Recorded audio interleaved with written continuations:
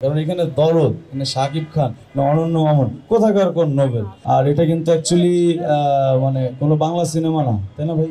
এটা এটা এটা বাংলা সিনেমা। আমি শুনছি যে এটা মানে বলিউড সিনেমা, মানে বা ইন্ডিয়ান সিনেমা। অনন্য মামুন ভাইয়ের ডিরেকশন, এরকম একটা সিনেমায় গান করতে পারে, এটা বিরাট বড় ব্যাপার, অনেক বড় একটা অ্যাচিভমেন্টের ব্যাপার। তার পাশাপাশি এই সিনেমাটা হচ্ছে যে এটা আরও বড় একটা স্কেলের সিনেমা, লাইক চারটা ভাষায় রিলিজ হচ্ছে সিনেমাটা।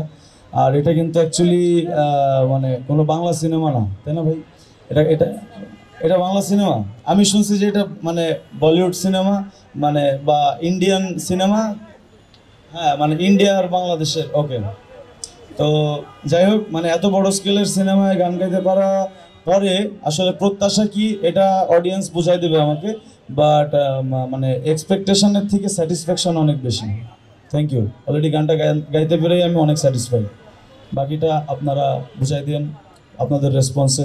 এখনও তো মানে গানগুলো মানুষের সামনে আসেনি ওইভাবে আর কি, মানে প্রপারলি রিলিজ হয়নি।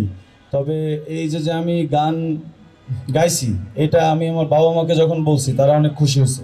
আমার যারা আত্মীয় স্বজন তাদেরকে যখন বলছি তারা খুশি হয়েছে, বন্ধু বান্ধব খুশি হয়েছে, ছোটো ভাই ব্রাদার খুশি হয়েছে।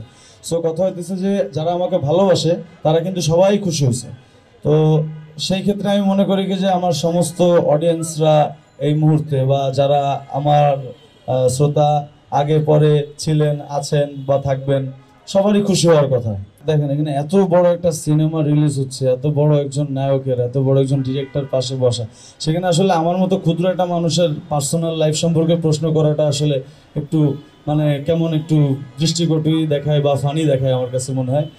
সরি যদি আমি আপনাকে অফেন্ড করে থাকি, বাট আমার কাছে এটাই মনে হয়। কারণ এখানে দরদ মানে শাকিব খান না অনন্য মামুন কোথাকার কোন নোবেল, তার পার্সোনাল লাইফ নিয়ে কে জানতে চায়? এটা জানতে চায় না। গান করছি, গানটা ভালো হইলে আশা করি মানে সবার সব কিছুই ভালো লাগবে ইনশাল্লাহ। Thank you.